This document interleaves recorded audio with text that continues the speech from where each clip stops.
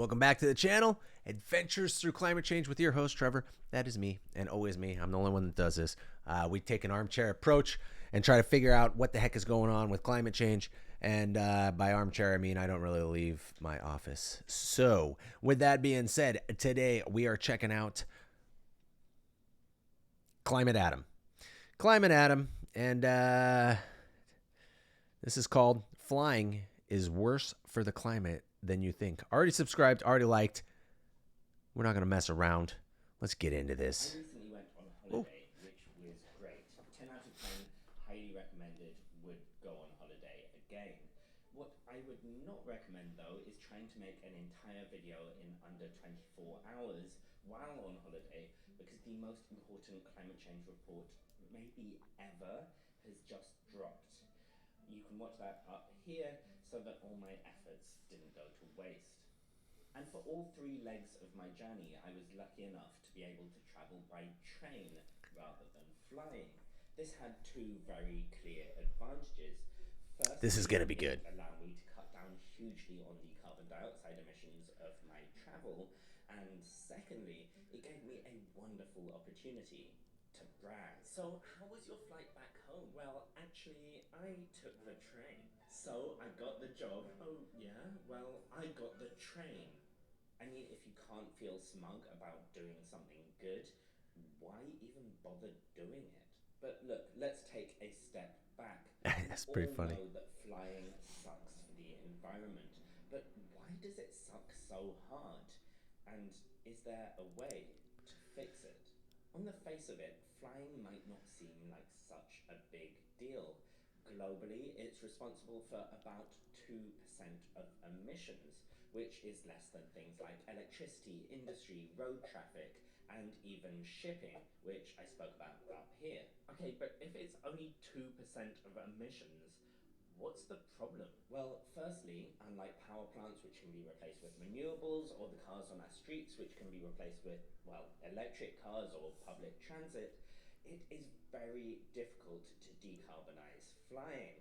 But if we don't decarbonize flying, it could blow through around a quarter of our fossil fuel limit, our so called carbon budget, within just the next few decades. And although flying is a relatively small percentage of the world's emissions, that's kind of because only a relatively small percentage of the world's inhabitants do actually fly.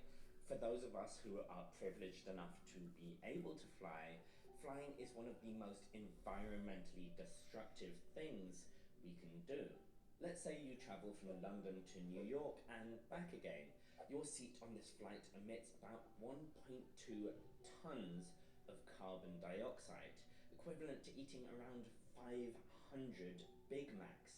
Or for a comparison that I didn't write when I was hungry, that's Okay, I was going to say, I don't know food wise, what are you talking about, man? What are you talking about? a comparison that I didn't write when I was hungry, that's equivalent to what an average Sri Lankan person emits in an entire year.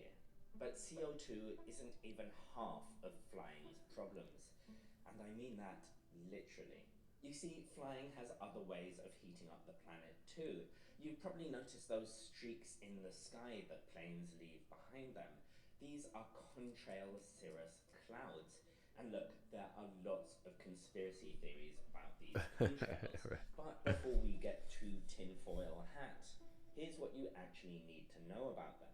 They heat the planet up by trapping the heat the Earth's surface would normally emit to space. We'll need that That's it. if it gets cold. Well, that and they control your thoughts and make you impotent, of course, but that's a topic for another video. I knew it.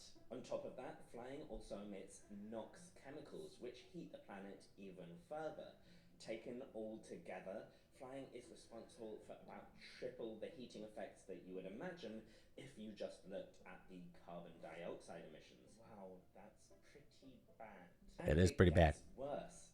Sorry, that was the wrong tone. if we're And concerned it about carbon gets dioxide. worse. That 1.2 tons of carbon dioxide for a return flight from London to New York, that was just for a typical direct flight. Things like older aircrafts, layovers, fewer seats in the aircraft, and fewer people in those seats on the aircraft can all raise that figure even higher. And we haven't even mentioned the scariest thing of all, ghost flights. Oh no! I mean, wait, what's a ghost flight? Ghost flights are when airlines fly completely passengerless flights just in order to be able to keep airport slots. This is something which has become all too common during COVID. Take the German airline Lufthansa, for example, which has admitted flying tens of thousands of these entirely wasteful journeys. Okay, yeah, that is spooky. But I kind of knew that flying sucked for the climate. How can we actually get this motherfracking carbon off these motherfracking planes? With difficulty. Airlines are talking about electric or hydrogen powered planes, but that's still pie in the sky, and we need down to earth solutions today. Planes can be made more efficient, but not enough to actually solve this problem. One alternative would be using biofuels or synthetic fuels which are made with entirely renewable energy. The advantage would be we wouldn't need to change our flying fleet. The disadvantages would be there aren't actually that many of these fuels available. Plus, we'd need to be extra careful to make sure they were actually green.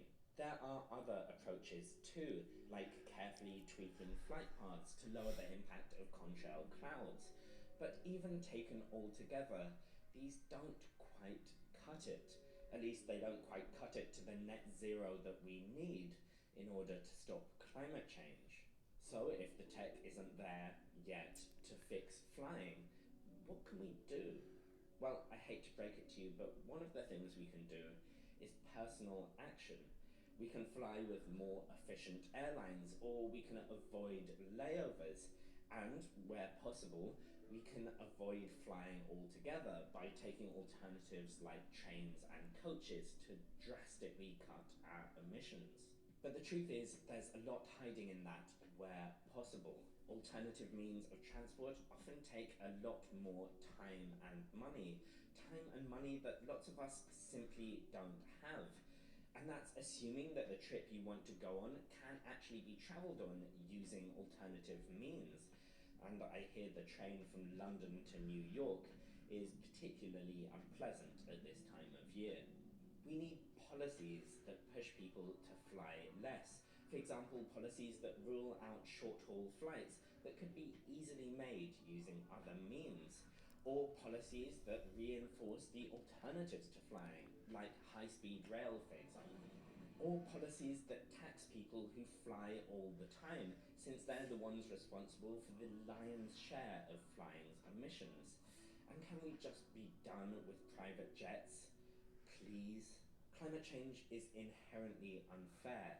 It's a situation where the world's richest people are the most responsible, and the world's poorest people will suffer the worst consequences.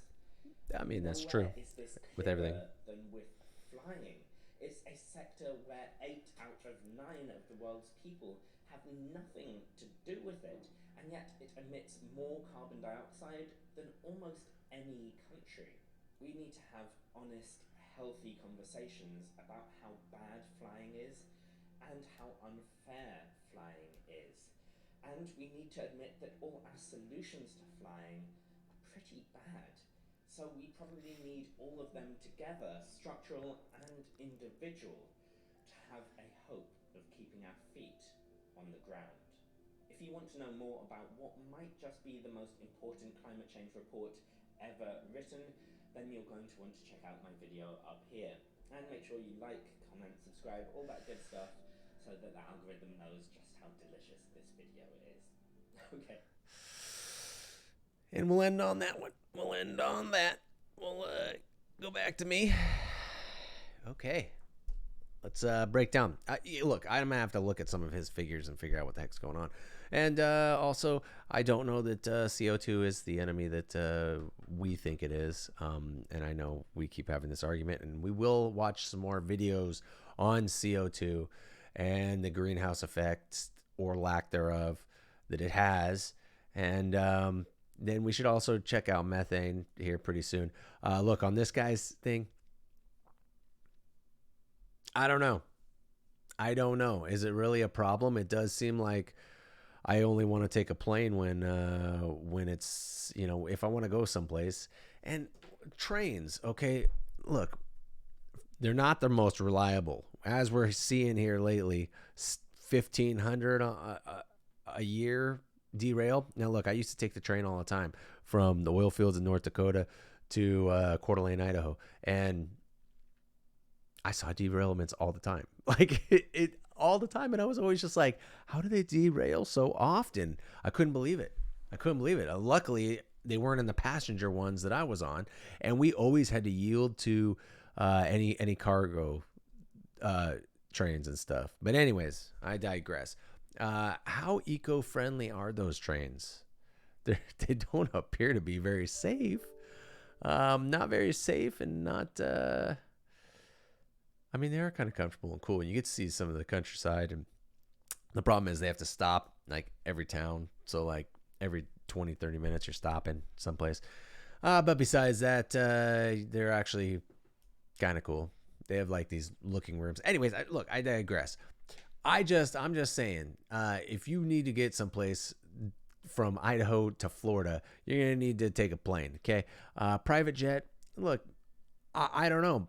It seems like those people are taxed in that way anyways, by the amount of fuel that they're buying, because the taxes on jet fuels and stuff is like crazy from my understanding. So like it's super expensive. It's super taxed. So it seems like they're already getting taxed. Do they need an additional tax? Is that what's what? I don't know.